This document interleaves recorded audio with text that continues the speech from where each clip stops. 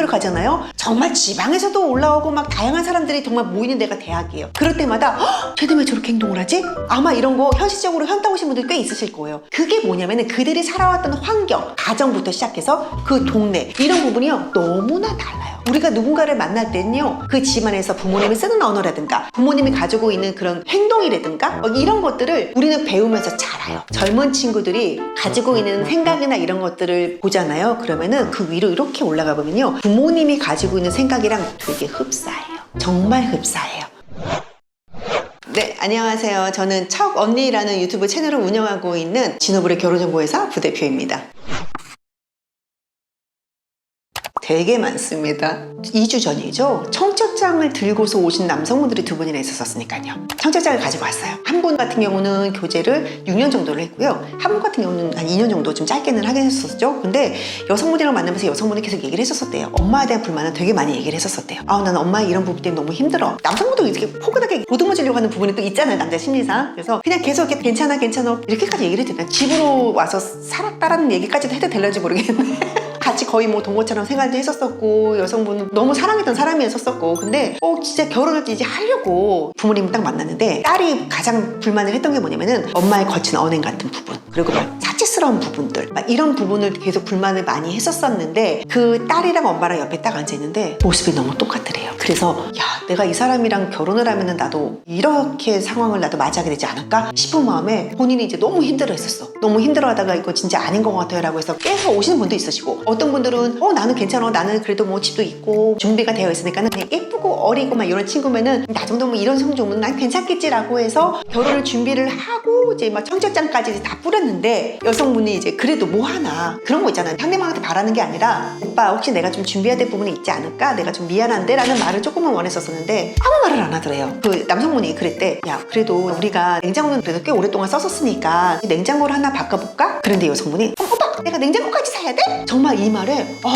뭐지? 이러면서 지쳐가지고 그 청첩장을 들고 끝내 버리지는 못하고 청첩장을 가지고 마지막에 보여주시더라고요. 사실은 청첩장도 나왔었습니다 라고 말씀하시는 분들도 있으세요. 그래서 결정적인 순간, 내가 부모님을 만났다거나 아니면은 결혼까지 끌고 가는 그 직전까지 내가 이 사람에 대해 뭔가 확신이나 믿음을 나한테 안 줬었을 때 그냥 괜찮겠지 그냥 덮어놨었는데, 막상 이제 마지막까지 갔을 때 이 부분은 내가 정말 감당은 안 되겠다 싶어가지고 오신 남성분들도 꽤 있습니다. 그런 게 어떤 게 있냐면요, 실제 사례를 제가 말씀을 드릴게요. 보통 저희는 이제 재혼으로다가 오시는 분들이 꽤 계신단 말이에요. 근데 어떤 케이스가 있었냐면은 일명 개천의 용이다라고 하죠. 5급 행시 사무관이에요. 되게 잘생기고 엄청 멋있는 5급 행시 사무관. 최고잖아요. 그죠? 근데 이분은 이제 가정 환경이 되게 좋았던 분은 아니에요. 그러니까 본인이 되게 관리를 잘하고 열심히 살았던 분, 남성분이랑, 여성은 이제 변호사님. 근데 집이 원체 부자야. 되게 잘 살아. 그리고 본인도 되게 능력이 있어. 두 분이 연애 결혼으로다가 결혼을 하셨어요. 근데요, 한 분은 이제 세종에 계시고 한 분은 서울에서 이제 활동을 하고 계신 거죠. 주말 부부처럼 이렇게 만났는데, 남성분이 월급을 받으면은 행시사무관님들이 솔직히 월급이 되게 많이 높지는 않아요. 월급을 하나도 안 가지고 오더래요. 그것까지야 뭐 괜찮아 라고는 했었었는데, 월급 가지고는 뭐라고 안 했었는데, 어느 날 그 남편분이 카톡을 했던 내용을 그 여성분이 집에 있는 컴퓨터로 보게 된 거예요. 근데 그 남성분이 우리 와이프가 돈을 얼마를 벌고 그 집에 돈이 얼마가 있고, 그래서 나는 혼자 쓰고 있고 이번에 뭐 명품 뭐를 사고 이랬던 거를 봤던 거야. 그래서 그 여성분이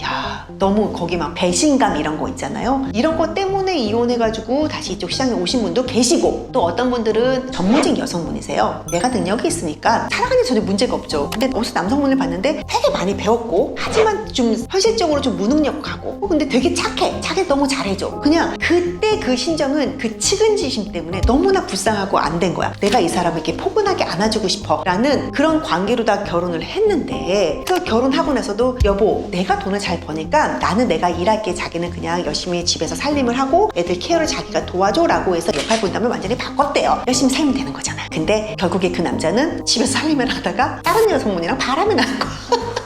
여성분 입장에서는 뭐지? 근데 그때 느꼈던 이제 그분이랑 이제 얘기를 하면서 제가 얘기를 했던 게 뭐냐면, 그 당시에 그분은 부부간으로다가 이 관계를 만들었던 거는 아니고요, 엄마 같은 마음에 이 사람을 이렇게 보듬어 주려고 만났던 관계였던 거야. 그러면 자식이 바람 피면은 용서해 줘야 되는데 솔직히 그건 아니죠, 원래 부부니까. 그래서 그 상황에 참 그렇다, 그 상황에 같이 젖어들잖아요. 못 태어나더라고. 많아요. 되게 많아요. 보통 속이는 게 뭐냐면은 막 착한 척하고 자꾸 이렇게 속이는 게 아니고요. 예를 들자면 본인의 배경을 조금 속이는 분들이 되게 많아요. 남성분들도 마찬가지고 여성분들도 마찬가지고. 남성분들이 뭐 스포츠카 끌고 다니거나 강남에 살고 있어. 그럼 우리가 보편적으로 생각하는 게 저 사람 되게 부자라고 생각을 하잖아. 보여주는 거 우리가 속속들이 알 수는 없잖아요. 그렇다고 결혼하기 전에 내가 이 사람이랑 속속들이 알려고 1년 동안 내가 이 사람을 동거할 수는 없는 거잖아요. 집에 들어가서. 그죠? 그냥 표면적으로 보이는 것만 보고서 우리가 이 사람이랑 결혼을 결정을 하는데 중요한 거는 뭐냐? 이게 본인의 성격이나 성향이나 이런 것들을 속인다라기보다 본인의 배경. 뭐 예를 들자면 어떤 여성분이 남성분의 부모님이 정말 반대를 했던 결혼을 한 거야. 근데 부모님들이 탐탁지 않았던 부분은 여자네 쪽이 너무나 못 산다. 그리고 뭐 특별한 직업이 있는 것도 아니고 이 사람을 만났을 때 부모님들이 느끼기에 뭔가 느낌이 되게 쎄했던 거야. 근데 남성분이 이겼죠, 부모님을. 그래서 결혼을 했는데 알고 봤더니 여성의 부모님이 무당이었던 거예요. 그거는 정말 무라적 충격이야. 몰랐대요. 속여갖고 몰랐대요. 나중에 살다 보니까 여성분의 친정 어머님이 무당으로 활동을 하고 계시더라고요. 무당이라는 직업 자체를 뭐 욕하는 건 아닌데 그 남성분 입장에서는 받아들이기가 너무 힘들었었어. 그래, 이겨내고 참아내자. 근데 그 여성분이 보고 자란 것들이요, 자식을 낳아보니요 그대로 애들한테 해주고 있다는 거지. 그래서 그 남성분이 이거는 애들한테 절대로 긍정적인 부분을 보여줄 수는 없다. 애들 키우는데 이거는 오히려 악이 되겠다 싶어가지고 여성분이랑 관계를 완전히 정리를 했더라고요. 둘이 살아가는 거는 내가 눈 감으면 돼요. 근데 그게 아닌 거잖아. 본인이 그동안에 교육을 받았던 거를 자식한테 똑같이 하고 있는 거예요. 그 남성분 입장에서는 이거는 정말 결혼하면 안 되겠다. 이거는 유지를 하면 안 되겠다. 왜냐하면 우리 아이를 생각해서라도 이거는 절대 좋은 영향력을 끼치는 사람은 아니다라는 생각에 그렇게 해서 이혼해갖고 오신 분들도 있으세요. 그래서 환경적인 부분, 뭐 부모님을 봐야 된다, 부모님이 돈이 많고 없고 뭐 이런 걸 떠나서요, 어떤 환경에서 어떻게 우리 아이들을 교육을 시켰는지, 뭐 보편적으로도 뭐 부모님이 안정적인 직업군, 뭐 예를 들어서 공무원이라든가 일반 뭐 대기업을 다니셨던가, 그러면 그냥 안정적인 직군에서 어느 정도 배우셨던 가정에서 바람 안 피고 도박 안 하고 술 안 마시고 폭력 안 쉬고 그럼 되는 거잖아요. 그죠? 그러니까 그런 가정에서 이렇게 자랐던 이렇게 집안의 자식들과 뭔가 되게 거치게 뭔가 막 이게 생활하는 데 있어서 굴곡이 막 되게 심했던 집안의 자제분들은 정서적으로 조금 더 약간 불안정한 부분이 없지 않아 있더라. 근데 이거는 100%는 아니지만 그런 성향이 있으니 이런 환경적인 부분, 이 집안에 어떤 부모에서 어떤 환경에서 어떻게 자랐는지 이 부분 전 너무 중요한 것 같아요. 자, 제가 얼마 전에 제 채널에서요 어떤 구독자분이 저한테 사연을 보내주신 게 있어요. 너무너무 착하대요. 너무너무 예쁘대요. 그리고 정말 너무너무 사랑한대요. 근데 그 여성분이요, 집이 너무나 안 좋고 학자금 대출도 받았었고 4천만 원이라는 빚이 있는데 그거를 본인이 다 포용을 하고 같이 갚았대요. 3년 동안 갚았는데 중요한 거는 뭐냐, 근데 이제 오랫동안 만났었으니까 이제 결혼을 해야지 라고 해서 3년에도 다 마친 상황이에요. 이제 결혼을 해. 그게 여성분이 또 고백을 했어요. 오빠, 사실 내가 1,500만 원이라는 빚이 또 있어. 여성분이 고백을 했대요. 빚이 또 있대요. 1,500만 원이라는 빚이 또 생겼어요. 자, 저는 제 입장에서는 그러죠. 미친 거 아니에요? 그거죠. 근데 그 구독자는요, 정말 본인이 너무나 진실인 거예요. 이 사람을 너무너무 사랑한대요. 이미 연민의 정까지 느끼고 있어. 너무너무 사랑하고 더 이상 이 사람이 아니면 안 될 것 같아. 이게요, 내로남불이라고 남들이 보기에는요 미친 거예요. 제 구독자님들한테 댓글 좀 달아달라고 했어요. 근데 어떤 분이 그러더라고요. 형, 당신이야? 딱 그걸로 그냥 그걸로 정리가 됐어요. 근데 그분은 너무 좋은 거야. 왜냐면은 내로남불이라고 나는 너무나 이 사람을 정말 사랑하고 있거든. 이게 이 뛰는 가슴에는요 눈이 없어요. 이성적으로 이 사람을 판단을 못하는 거야. 근데 이 사람한테 너무나 구구절절하고 너무나 가슴이 아픈 얘기인데 사람들의 말을 못 듣는 케이스가 있어요. 돈 없는 거 오케이 괜찮아요. 근데요 이게요 정신이 들잖아요.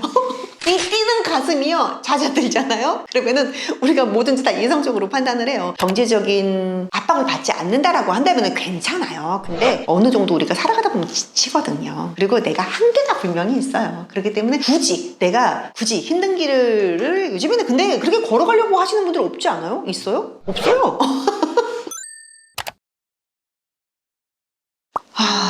어렵다. 우리가 겉으로 보이는 것들을 어떻게 우리가 판단을 할까요? 진짜 어렵다. 근데 살면서 그 사람의 언행이나 태도에서 다 나오지 않을까요? 이미. 그러니까 많이 그런 거 있잖아요. 뭐 예쁘니까 그냥 만나고 가볍게 만나는 것도 좋기는 한데요.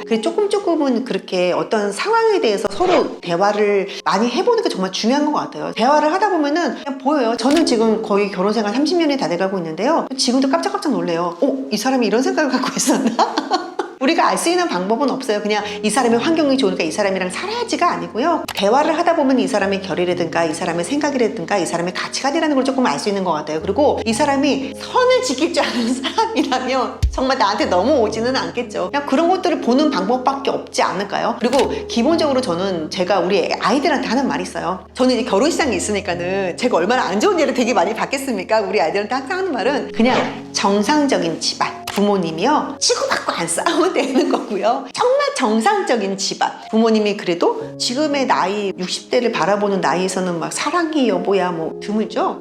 그냥 정상적인, 정말 정상적인, 전 첫 번째 뽑는 게 그거거든요. 그런 집안의 정상적인 과정으로다가 살아왔던 사람이라면 크게 어긋나는 부분은 없지 않을까. 그리고요, 아유, 대화 많이 해보세요. 가벼운 거 말고, 뭐, 나는 뭐가 좋아, 뭐가 맛있어, 이런 거 말고요. 요즘에는 미래 계획 같은 거 서로 얘기해 볼 수 있잖아요. 뜬구름 잡는다고 막 로또 타는 사람 말고요. 외제차 끌고 다니면서 허세 부리는 거 좋아하는 사람 말고요. 명품백 사려고 열심히 돈 모은 사람 말고요. 정말 본인 삶에 열심인 사람이 있거든요. 근데 그런 사람들이 찐 사람이죠. 근데요, 그것 또한 부모님이 어릴 적부터 이렇게 교육을 받았던 친구들은요, 난리 치지 않는 것 같아요. 그냥 나도 집에서 되게 귀하게 자란 딸이고 여기도 되게 귀하게 자란 아들이에요. 이미 우리나라의 결혼은요, 너와 나의 결혼이 아니에요. 결혼하는 순간 이미 이 집안이랑 결혼을 했어요. 물론 시댁에 가가지고 불편하죠. 그리고 내가 왜 집에서 나는 설거지도 안 하고 나 너무 곱게 자랐는데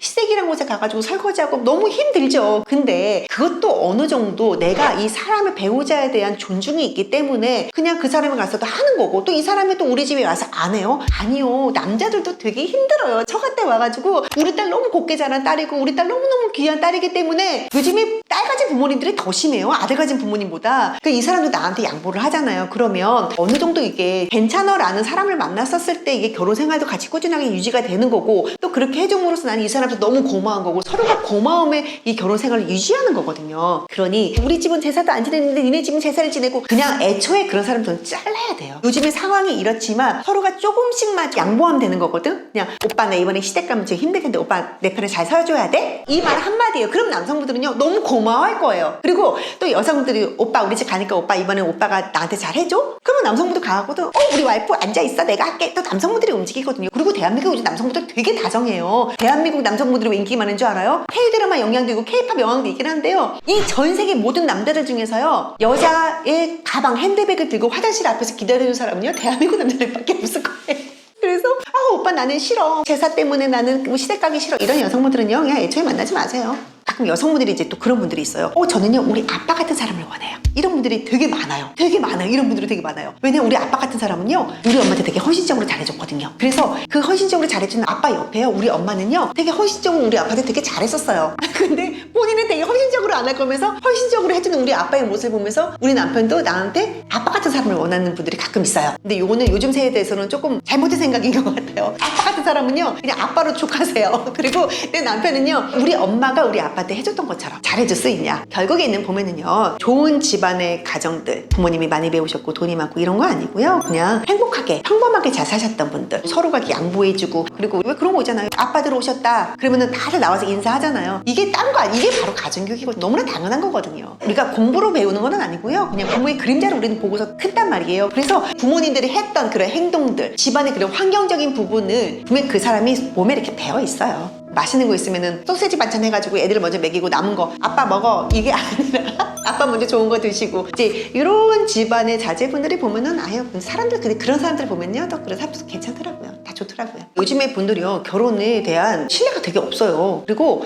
뭐 굳이 뭐하러 결혼해요 이런 분들이 너무 많은데요, 이게 뭐냐면 우리가 안 좋은 얘기를 들었을 때 즉각적으로 반응을 해요. 좋은 얘기는요 그렇게 막 흘러듣는 것 같아요. 그래서 이게 돌싱글즈라는 프로그램도 있고 막 돌싱글 나와가지고 뭐 막 안 좋은 얘기들 하자, 너무 힘들더라, 우리가 이런 거에 너무나 귀를 좀 촉각을 곤두세우는 것 같은데, 사실상 정말 잘 살고 행복하게 사는 사람들 되게 많아요. 우리나라의 이혼율이 높다라고는 하지만 그래도 이 가정을 계속 이루면서 행복하게 잘 사는 사람도 분명히 있거든요. 근데 이런 부분은 자꾸만 그런 쪽으로 얘기를 듣다 보니까 진짜 결혼이라는 거 하면은 내가 되게 불행한 건가? 내가 그럼 결혼을 할 거면은 정말 제대로 해야 되지 않겠어? 이렇게 생각대로 가는 것 같거든요. 너무 안 좋은 예만 듣지 말고 좋은 예도 분명히 있어요. 이 노인들의 자살률이 높은 게 뭐냐면요, 희망이 없기 때문에 그들이 자살을 한대요. 제일 힘든 게 뭐냐면은 무망이라는 거래요. 희망이 없어요. 내가 살아갈 기운을 안 받아. 근데 우리가 보통 살아갈 힘을 받는 거는 뭐냐면, 내가 가장 힘들고 내가 가장 어려울 때 나의 부모님이 나를 지지를 해주는 거고요, 내 형제들이 나를 지지해주고 있는 거예요. 그렇기 때문에 우리가 뭔가 열심히 살아야겠지라는 생각을 갖는데, 막상 나 혼자 있다 보면 우리가 절대로 의지가 굳이 생길까요? 남은 남이거든요. 피가 안 섞였기 때문에 완전 남이거든요. 부모님들이 그러잖아요. 가족을 빨리 만들어라, 결혼해라 라고 하는 거는 뭐냐면, 내가 부모님이랑 평생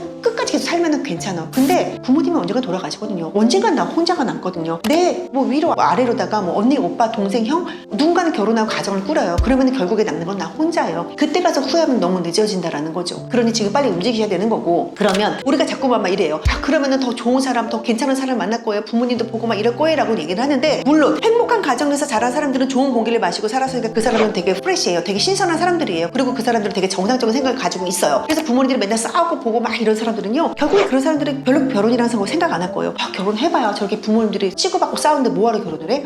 우리 아빠 삶 보니까 너무 불쌍하고 내가 뭐하러 결혼을 해? 이쪽 시장에 와가지고 저 결혼할게요 보다 결혼 안 할게요 라는 분들 보잖아요. 그러면은 그렇게 환경적인 부분이, 가정이 행복했던 분들은 솔직히 많이 없더라고요. 아마 이제 그런 분들은 솔직히 결혼에 대한 그런 환상이나 희망 이런 건 없을 거예요. 왜냐면 내가 보고 자랐던 것들이 행복하지 않았었으니까.